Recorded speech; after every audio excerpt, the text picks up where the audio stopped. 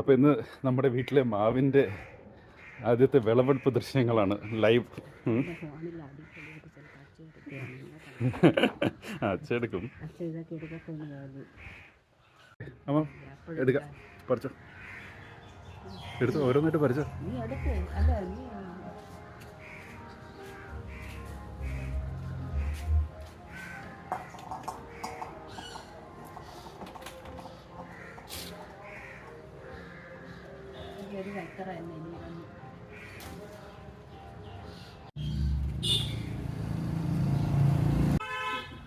എല്ലാം കൂടെ കുറച്ചേ ഉള്ളു. ആദ്യമായിട്ട് എത്രയും വരുന്നത് വെച്ചിട്ട് 4-5 വർഷമായെന്ന് തോന്നുന്നു. ഇപ്പം ഇത്രയാണ് നമ്മുടെ ആദ്യത്തെ വിളവെടുപ്പ്. ഓക്കെ.